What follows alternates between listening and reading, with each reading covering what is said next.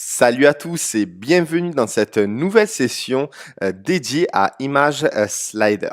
Alors sachez que vous allez être amené à utiliser cette section essentiellement pour introduire la page d'accueil de votre boutique en mettant en avant par exemple, comme vous pouvez le voir dans cet exemple, une photo de mode et inciter donc l'utilisateur à découvrir les nouvelles collections de votre boutique.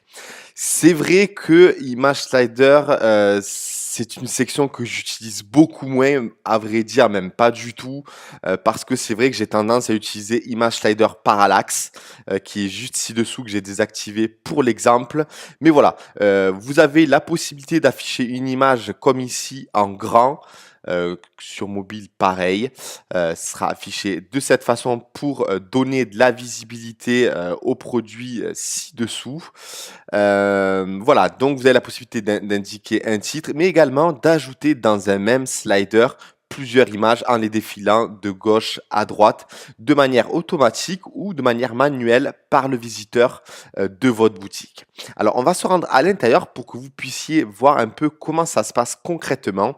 Alors, vous avez la possibilité, comme je vous l'ai dit, de faire défiler les images, bien sûr, si vous en avez plusieurs de manière automatique en indiquant le nombre de secondes que vous souhaitez entre chaque rotation.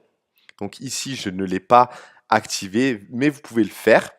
Ensuite, vous avez la possibilité d'intégrer une sorte de fond transparent ou du moins qu'on peut travailler la transparence avec la couleur que vous souhaitez. Par exemple, pour que ce soit un peu plus, pour que vous puissiez comprendre rapidement la fonctionnalité, je vais donner un exemple. Donc ici, on a indiqué le fond noir.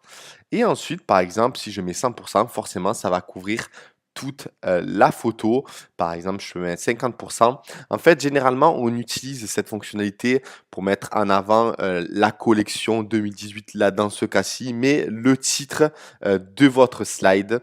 Donc ici, c'est 50%. Bien sûr, vous pouvez mettre transparent et mettre que la photo de mode. Ensuite, vous pouvez bien sûr intégrer un lien directement sur le titre. Par exemple, je découvre la collection. Peu importe, hein, vous pouvez mettre ce que vous voulez où je découvre et mettre le lien directement soit vers la collection en dessous. Par exemple, je vais inspecter comme je l'ai fait dans Image Slider Parallax.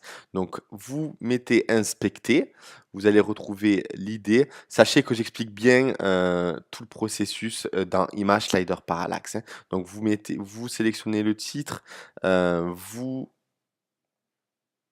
sélectionnez intégrer avec le clic droit et ensuite vous remontez dans la div toujours parent jusqu'à trouver un ID avec une suite de chiffres qui est ici. Donc, dans ce cas, je vais sélectionner ce qu'il y a entre guillemets. Voilà, donc je vais enregistrer. Donc, je vais donc maintenant rafraîchir l'image de Fastlane Demo. Voilà, donc je découvre et ça amène en dessous. Par contre, vous avez vu, si jamais vous connaissez Image Slider Parallax, il n'y a pas ce petit effet fluide qui amène l'utilisateur vers la section en question. C'est pour ça que je préfère Image Slider Parallax. Et en plus, elle s'adapte sur la largeur de l'écran, alors que Image Slider s'adapte en fonction de la hauteur de votre image. Mais c'est une fonctionnalité qui peut être sympa en milieu de page, selon moi, ou même en top page, si vous préférez cet affichage. Donc voilà, grosso modo, comment ça se passe concrètement dans Image Slider. Donc pour ajouter un second slide, il suffit par exemple de sélectionner une autre image. On va prendre par exemple une image que j'avais créée. Voilà, par exemple celle-ci, on va la sélectionner et on va l'enregistrer. Donc ici, concrètement, on se retrouve avec deux slides et donc ici où on peut tourner tout simplement d'un slide à un autre, soit de manière manuelle ou soit de manière manuelle et automatique en le sélectionnant ici tout simplement. Voilà donc en ce qui concerne cette fonctionnalité ou du moins cette section. Bon, comme je l'ai dit également dans Image Shader Parallax, c'est un minimum de 1280 x 854 pixels, excusez-moi, et de 2000 x 1334 pixels en ce qui concerne le maximum, mais voilà, il faut garder les mêmes proportions. Voilà donc en ce qui concerne cette section, si jamais vous avez des questions, n'hésitez pas à me les communiquer et on se retrouve très vite dans une prochaine vidéo. Je vous remercie.